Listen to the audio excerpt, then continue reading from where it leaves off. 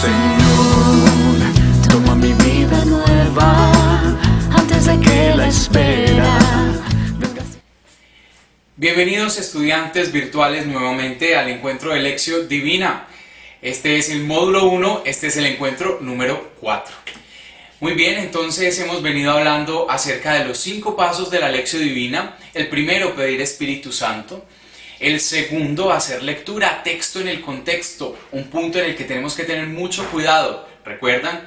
Mirar verbos, personajes, mirar los pies de página y apoyarnos también muchísimo en lo que hay antes y después de la perícopa señalada. El punto número 3, la meditación, o lo que me dice el texto a mi vida, es como una actualización de la palabra. En la parte número 4 o el punto número 4, la oración, lo que yo le respondo a Dios después de todo lo que Él me habla a mí. Y en la parte número 5, que ya tendría que ver con digamos así, como el compromiso que yo hago. Toda palabra compromete, entonces el compromiso que yo hago. Esos son los 5 pasos. Pero yo hoy me voy a detener en el paso número 2 y 3. ¿Por qué? Porque vamos a mirar la Lección Divina de una manera particular en estos 2 puntos. Por ejemplo, el punto número 2, que es la lectura, el texto en su contexto, pues vamos a aprender una nueva palabra que va a aparecer en pantalla, y es la palabra exégesis.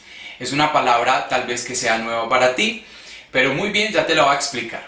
La exégesis trata de desarrollar todo en cuanto a la realidad del texto como tal, su historia, de a dónde viene, la composición, el que lo escribió, sus destinatarios, las palabras, la relación que tiene una palabra con otra. Es más, estudia hasta el lenguaje original en el que fue escrito cada libro en la Biblia. En este caso, Nuevo Testamento griego. Y entonces, toda esa exégesis la podremos encontrar y estará contenida en el punto número 2 de la Lección Divina. Un estudio exegético es muy importante para interpretar la palabra de Dios, por varias razones. La primera, porque muchas veces cuando nosotros ponemos a decir cosas al texto sin haber estudiado la realidad propia que trae, entonces se vuelve un pretexto, como dice la palabra.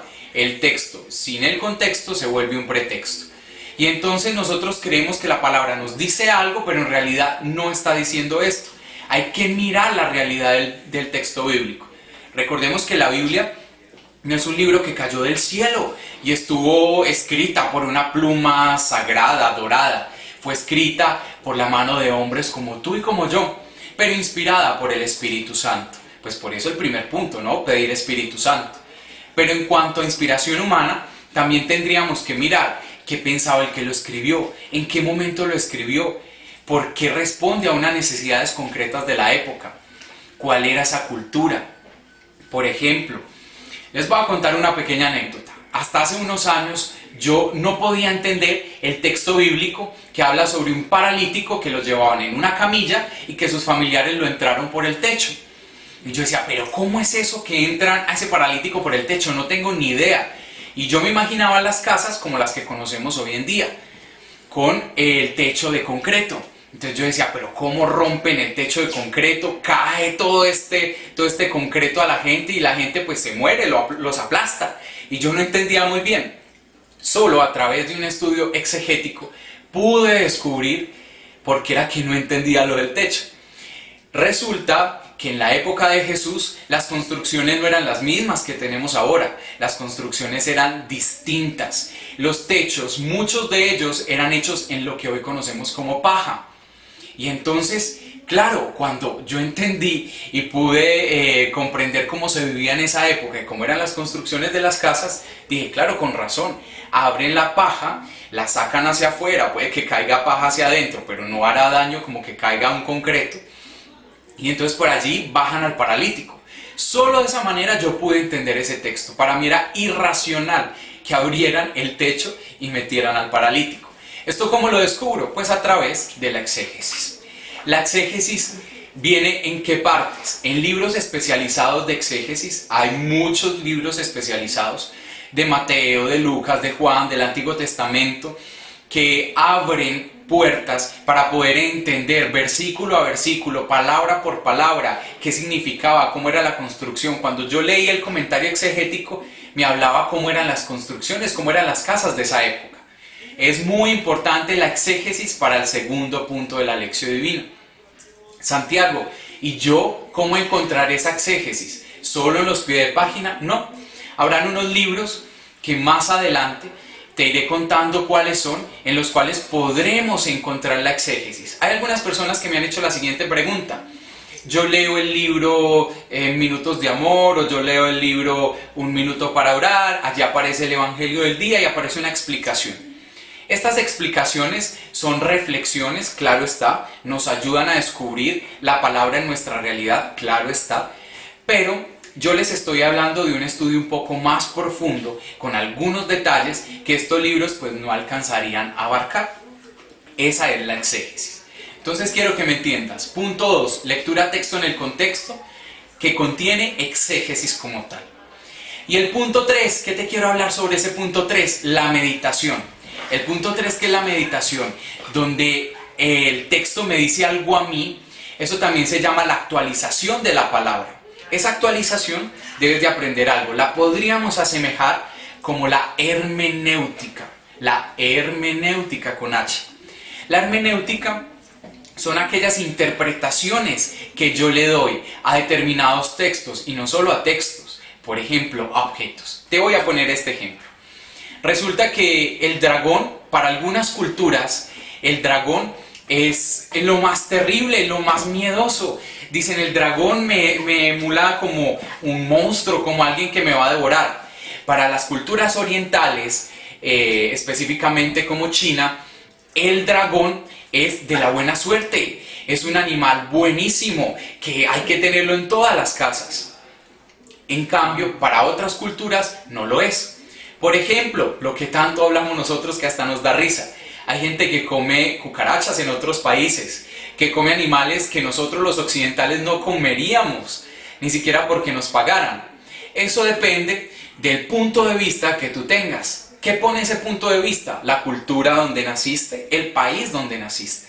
También lo ponen las filosofías que han permeado tu vida, tu entorno familiar.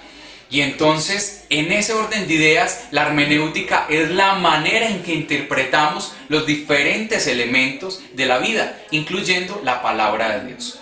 En el punto número 3 de la lección divina, que es la meditación, tú te darás cuenta que la meditación tiene que ver mucho con la hermenéutica.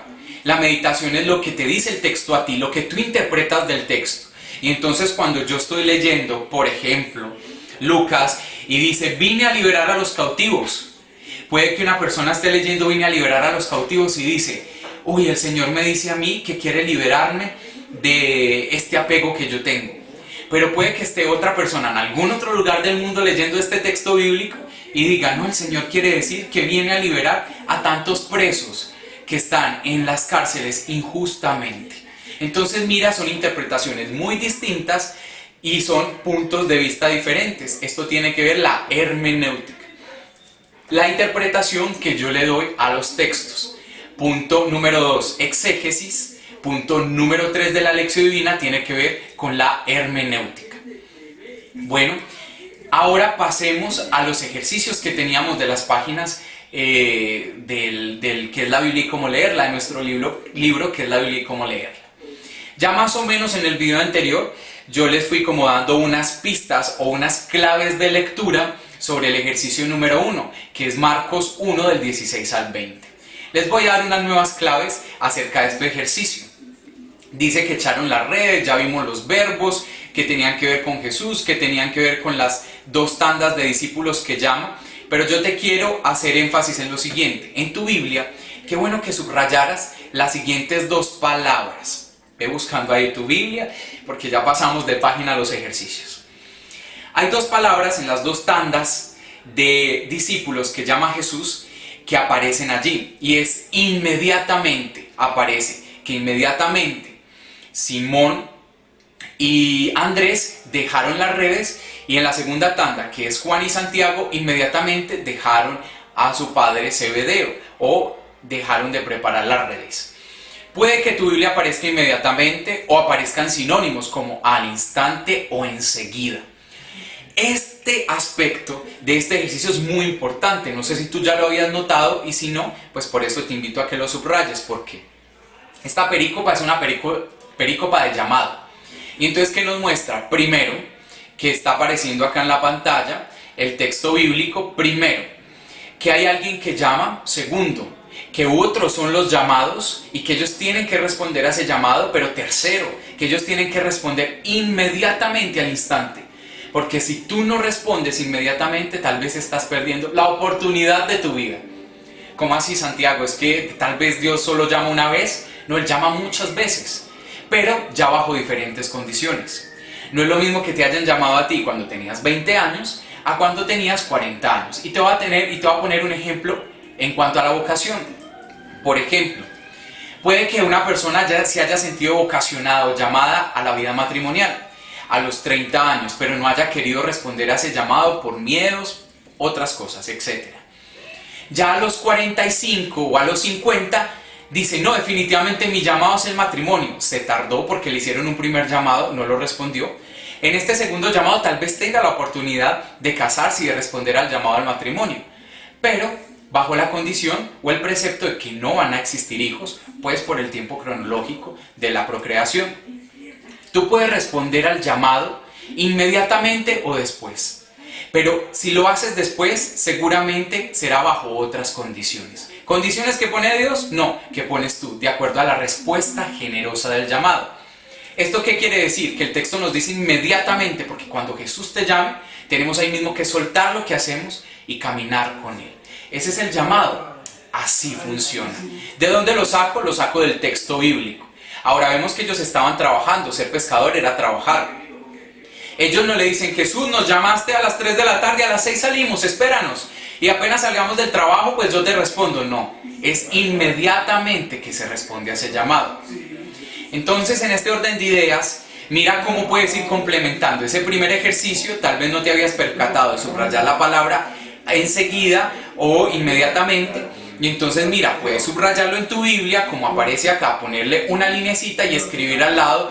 Inmediatamente quiere decir, cuando Él nos llama, responder de una, sin pensarlo, ahí mismo. Ellos no tuvieron mucho tiempo de decir, vamos a organizar algo, no, ahí mismo lo siguieron. Esto es todo lo que debes aprender hoy: exégesis, hermenéutica y complementación del ejercicio número 1 del libro, que tiene que ver con el llamado a los discípulos, Marcos 1 del 16 al 20. Bueno, módulo 1, espero que estén muy bien haciendo todo esto de manera virtual. Un abrazo muy grande y Dios los bendiga. Buena marcha en este trabajo. Llévame donde los hombres necesiten tus palabras, necesiten ganas de vivir. Donde falte la esperanza, donde falte la alegría, simplemente por no saber de ti.